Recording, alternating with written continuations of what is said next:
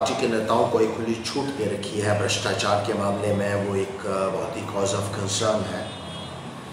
सबसे बड़ी मिसाल मिलती है जो सरकारी बंगलों के ऊपर गैर कानूनी कब्जे करके बीजेपी के लोग बैठे हुए हैं, जो आज की तारीख में कोई भी ऑफिशियल पोर्टफोलियो होल्ड नहीं करते हैं।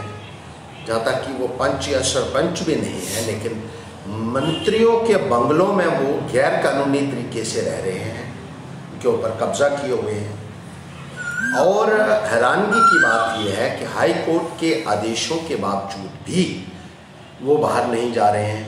हाई कोर्ट के आदेशों की भी धज्जियां उड़ाई जा रही हैं, अवहेलना की जा रही है और एंटी ग्राफ्ट बॉडीज खामोश बैठी हैं। मैं पूछना चाहता हूँ, कहाँ है विजिलेंटी ऑर्गेनाइजेशंस? जिस तरीके से सरकारी प्रॉपर्टी के ऊपर गैर कानूनी कब्जा किए हुए हैं ये लोग, वो अपने आप में भ्रष्टाचार की सबसे बड़ी मिसाल है और इसमें निज़ाम के लोग जो हैं वो पूरे तरीके से शामिल हैं। अगर कोई एक गरीब आदमी ज़रा सी जगह के ऊपर अपनी झोंपड़ी बना लेता है तो बुलडोज़र लेके आ जाता है निज़ाम के लोग, उसके ऊपर मुकदमा चलाया जाता है, उसको वहाँ से बेदखल किया जाता है। लेकिन बीजेपी के एमएलए उसको एक्स-एमपी को पूछने वाला आज की तारीख में कोई क्यों नहीं है। बहुत सारे ऐसे नेता हैं इनके जिन्होंने सरकारी ज़मीनों के ऊपर गैर कानूनी कब्जे किए हुए हैं, करोड़ों अरबों रुपए की ज़मीनें दबाई हुई हैं, फॉरेस्ट लैंड्स दबाई हुई हैं, जेडीएस की लैंड्स के ऊपर कब्जे हैं, म्यूनसिपैलिटी लैंड्स के ऊपर कब्जे किए हुए हैं। इनको पूछने वाला कोई नहीं है आज की तारीख में। बड़ी हैरानगी की बात है। और रोशनी स्कैम के ऊपर बीजेपी ने इलेक्शन के दौरान तो बड़ा शोर किया, लेकिन अब जब उनके अपने एमएलए का नाम इसमें आया तो वो पूरी तरीके से खामोश हो। उन्होंने तो रोशनी को डिस्कार्ड ही कर दिया। जब इनका अपना आदमी जब किसी स्कैम में फंसता है तो वो स्कैम नहीं कहा जाता है। ये बड़ी हैरानगी की बात है। अब अगर आप देखें कि गवर्नर महोदय जो रहे हैं, ये एक आम आदमी एलिगेशन नहीं लगा रहा है, एक अपोजिशन का लीडर नहीं लगा रहा है।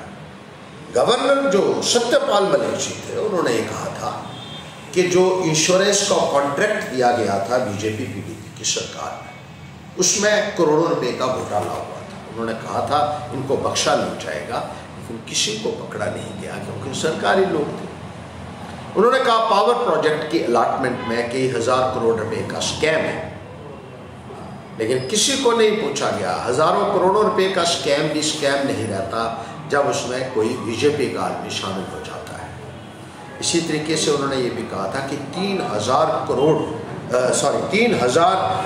जो बैकडोर से अपॉइंटमेंट्स जेल के बैंक में, उसका भी किसी ने संज्ञान नहीं लिया।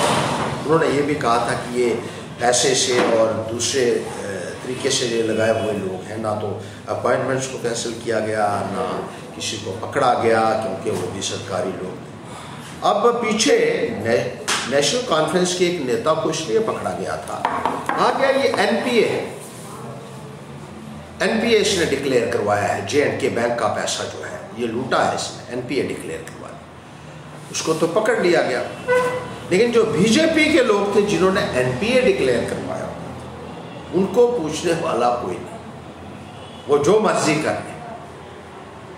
बीजेपी जिस तरीके से इस भ्रष्टाचार को बढ़ावा दिया है वो अपने आप में एक इतिहास है।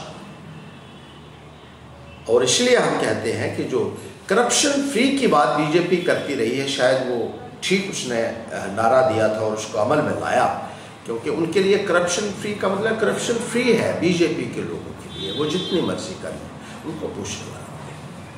आज जवाब मांग रहे हैं सिविल सोसाइटी के लोग, यहाँ के नागरिक, जिनको सरकार ने दबा के रखा हुआ है, बीजेपी ने दबा के रखा। आज वो जानना चाहते हैं कि भ्रष्टाचार से इन लोगों को इम्यूनिटी जो आपने दी है, क्या इसके लिए कोई जवाब दे?